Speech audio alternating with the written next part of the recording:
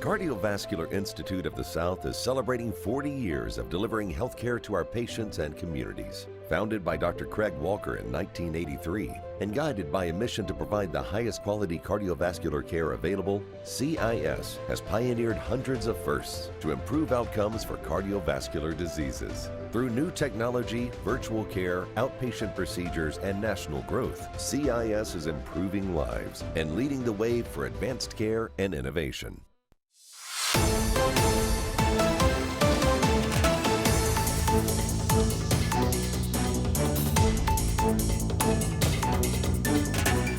Everybody, welcome back to Bayou Time News. Harry McCullough here. We have a special guest joining us today. He is a senator, Senator Bill Cassidy, who will join us to talk about a few things. Senator, first of all, thanks so much for being here. Today is the anniversary of Hurricane Laura that we saw hit in Lake Charles. And then, of course, in 2 days, it'll be the anniversary of Hurricane Ida that hit our area, as well as Hurricane Katrina, the 29th. So this end of August always has us feeling a little different. So first of all, how are you doing, and how are you experiencing this time of year? Well, first, I'm doing well. I'm incredibly thankful we don't have a hurricane hitting our coast, and we don't seem to have one brewing in the Gulf. I'm touring the state and have been down in South Louisiana earlier last week and in North Louisiana this week. And yeah, there's some frustration, but you also see a lot of progress in recovery.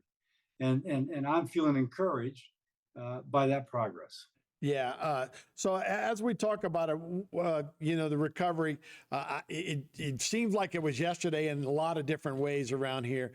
But that is part of the deal. It takes a little while to recover. And as we mentioned, the 29th is Katrina and Ida. You still see that in New Orleans as well. So I think we all want it to happen yesterday, but it does take time to get these progress to get it back in to the way it was. Part of the advantage, if there is an advantage, of seeing multiple storms is you see the progress is being made. As an example, in 2016, Livingston Parish was devastated by flooding. And the mayor there, Gerard Landry, after Ida, went down to the Bayou to just tell people this is the process. In Denham Springs, we were incredibly frustrated, but it finally took place. And then he would show a picture of the brand new high school that replaced old Denham Springs High School, how beautiful it was, how it had been built in anticipation of another weather event, so it would tolerate it well. And so Gerard was able to help other people, neighbor helping neighbor understand the process. Yeah. And it's going to happen. For those people impatient, it's going to happen. Yeah, it certainly is. We're used to recovery around here from a lot of different things, from oil spills and hurricanes and all that. The big issue now, as we move into, is flood insurance. Is of course homeowners insurance, but flood insurance with the FEMA risk rating 2.0. What process are we in now? Yeah, so risk rating 2.0. No one knows what's inside the black box. Now, I was speaking to Archie Chasson. He said, listen, we could accommodate it. They just won't tell us why our ratings are high. And he points out during Ida, 30 homes flooded, but that the flood control structure prevented everyone else from flooding. Mm-hmm. So there's a lot there that we need to figure out. I am working on a reform bill that not complete, but partial reform that would make flood insurance more affordable for this Congress. We're also trying to reauthorize the flood insurance bill, just a straight reauthorization. And long-term, we're trying to put in more reforms, more comprehensive, that would make the program more affordable for the beneficiary, more sustainable for society, more accountable to the taxpayer. It's a process, but we're working through that process. Yeah, we're in 2.0, but we could maybe just go straight to 3.0 and get this over with. I guess it's more of a process than that, right? It is. I would like that to be the case, but you got to educate people. Right. And it's a hard thing to educate people. Yeah, sure, for sure. Part of what we're talking about to is part of what you were dealing with the Infrastructure Act, and I guess part of that would be obviously Morganza to the Gulf and to still brace our area for floods, but also harden our area as far as power lines and those kind of things. That's all part of the Infrastructure Act, right? Harry, you nailed it, man. So there was $3 billion in the Infrastructure Act to help rebuild coastline and build flood control structures for areas of the country hit by natural disasters in the 6 years prior to passing the legislation. That was Louisiana, a little bit of Texas, and where Hurricane Sandy hit. So we've already gotten hundreds of billions of dollars coming from Organza to the Gulf and other things from that pot of money. There's also $3 billion for flood mitigation efforts, prioritizing areas flooded in the 10 years prior to that legislation passing. Again, that's Louisiana. And lastly, there was money to harden the grid. That's Louisiana. So we're building resiliency so that when another storm comes, we're better able to handle that storm. Yeah, because our floods, our walls and our levees have done a good job. I think we've saved money, right? That the houses that used to be flooded, 10 years ago are not flooding at all. But the power was still a big issue from Ida. We didn't flood hardly at all from that storm, but we were out of power for almost a month. So that would be all part of that, right? Absolutely. In fact, when President Biden came to New Orleans and we met on the tarmac, and we had just finished passing the infrastructure bill. And one of the things he had asked me to work on was the energy component, hardening the grid. And I said, Mr. President, if we had passed this 3 years ago, maybe the lights would still be on. And at that time, there were forest fires in California. And he said, absolutely. And maybe there'd still be power in California. Mm-hmm. So this is something which is important, not just for Louisiana, other parts of the nation. And I say that when things are important across the nation, they're more likely to get done. Yeah, and that money's already flowing, right? I mean, so the Entergy's and the Sleekas and all, they've got money to help kind of enforce that? Yeah, so of course, Entergy did a lot of their work just after. So we're trying to get them a little bit of cost relief so they don't have to pass that entirely on to the consumer who's paying it. But those areas which did not have already been altered, we're putting in that hardening so that in a future storm, they're not affected. I see. All right. We're going to take a break, Senator.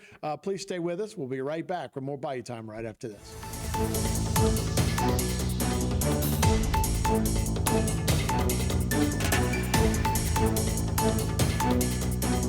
Today's social media segment is brought to you by Terrebonne General Health System.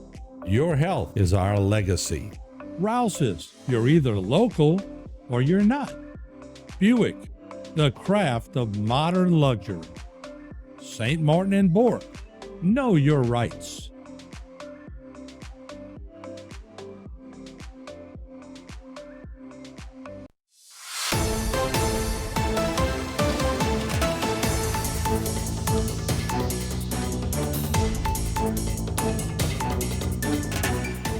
Welcome back to Bayou Time. Harry McCullough here. We're spending some time with Senator Bill Cassidy, more specifically, Senator Dr. Bill Cassidy. So thanks so much for being with us. And the reason I bring that up as we go into some more national topics, I know Medicare was a big topic of yours, being a physician. There was some other things that came out recently with the Biden administration. We're going to cut back costs, but a lot of that had to do with the Inflation Reduction Act. So where are we at as far as some of those Medicare costs and Social Security costs down the road? Well, so one thing that the Biden administration did, and they're taking credit for, is negotiating lower drug prices. But what they didn't do is require the insurance companies to carry the cheaper drug. Now, the drugs will come online, I think, in January of 25, maybe 26. But the insurance companies right now are not carrying the cheapest drug. They're carrying the most expensive drug. Mm-hmm. And then they get a huge rebate, some call it a kickback, that they demand from the pharmaceutical company. So yes, they have negotiated a lower price. It's unclear that the consumer is going to see it. We've got to do something to lower the cost of prescription drugs. I'm working on $35 insulin. Insulin would cost $35 for whoever needs it. But you got to make sure the patient's seeing the cheaper price, not just something that's a bait and switch. Yeah, we negotiated cheaper, but you're going to pay more. Right. We don't want that. Yeah, absolutely. And we know how drugs are. Sometimes as generic, sometimes as far as insulin goes, you have different types of insulin as well. They've been $25 insulin forever at Walmart, but that's not what we're talking about. Obviously, you want to get the analog insulin into those patients' hands. Harry, you know what you're talking about, man. And as it turns out, the drug companies have often put up a $35 insulin. The insurance company would not carry it. They would rather the patient pay a lot more so that the insurance company gets a bigger rebate. But the patient's paying a lot more. Right. I just talked to a guy who the insurance company changed the insulin they were carrying, and it was going to cost them $1,000. Now, there's options for that. If that happens to you, call our office. Maybe we can help you. Talk to your pharmacist. Maybe she or he can help you. But nonetheless, people should not be paying $1,000 for insulin. And that's kind of the tricks that some of the insurance companies play. Right. Those PBMs getting in the way, a lot of those things as well. Hey, while we've got you, it is an election year. You're not up for election, but it is an election year. How did the conventions go, and where do you see as we have the race to November 5th? I think there's a lot of enthusiasm for both parties coming out of the conventions. I think that President Trump, man, he was shot. He stands up. He goes, fight, fight, fight. And boy, he just had kind of a real roll going. And then Democrats swapped out Biden with Vice President Harris. And frankly, let's put a little wind in their sail. We got 70 days to decide. So, Harry, I'm not sure which way it's going to go. It's going to be really close. You know, something that doesn't get talked about, you know, when we talk about Congress and we talk about, you know, the small numbers of who's going to control Congress, Louisiana's changed their districts this year. So Garrett Graves does no longer have a district. It's going to go to a majority black district. Do you think that's going to have an effect on the national policy scene as, you know, when it's so tight as far as the House of Representatives is concerned? It absolutely could.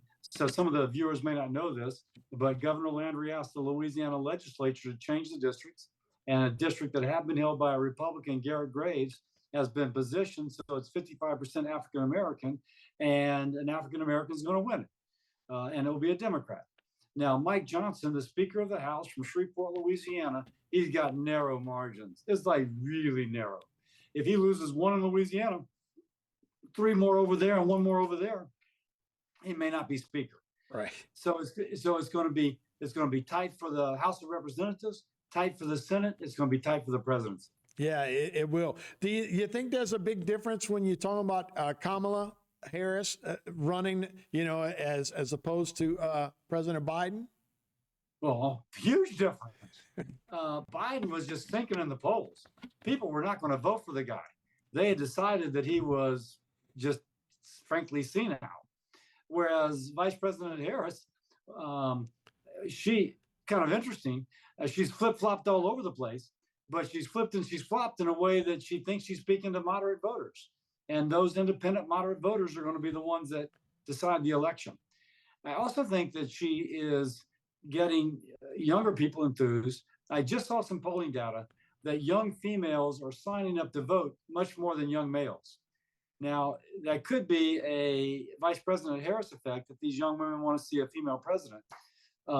If that's the case, it's going to be even a tougher battle for Republicans. Yeah, it will be interesting to see if she actually is getting votes, people are voting for her or just voting against former President Donald Trump. Well, of course, what I want them to be voting against an uncontrolled southern border, and I want them to be voting against policies which have created incredible inflation, which, by the way, not only at the grocery store, but also in your property and casualty insurance, all related to the inflation ignited by the Biden administration, Biden-Harris administration policies. If people vote on that, I think Republicans win. If they vote on something else, it's just a closer race. Yeah, well, we know how this election's being covered. I guess she's going to give her first interview with Dana Bash from CNN after it's going to be almost 40 days since she's got the nomination before she did an interview, which I find incredible. Senator, we have 30 seconds to go. We also another healthcare initiative that you brought up was illegal aliens. Or illegal immigrants, I should say. There's an issue with that, and you've brought a bill to the floor, right? Some states are offering Medicaid coverage to people who come to the country illegally. Now, I did my medical residency in Los Angeles. You get a note from a doctor in Mexico, please see this patient, she's got this condition. Now, I'm a doctor. You come to see me, I'm gonna do everything I can to save your life. But taxpayers may want to sit back and say, wait a second, are we going to use federal dollars to provide health care for people who come from elsewhere? That's going to be a magnet for those people to come. If California wants to do it with California dollars, okay, but don't do it with federal dollars. Don't even allow federal dollars to sneak into it. And so we've proposed a bill that would keep federal dollars from any way sneaking into the provision of health care for those who shouldn't be here. Right. Well, Senator Cassidy, we sure enjoy your time. Thank you so much for joining us. Hey, thanks, Harry. Appreciate it, man. Okay, that's Senator Bill Cassidy. Thanks for watching Bayou Time. We'll be right back after this.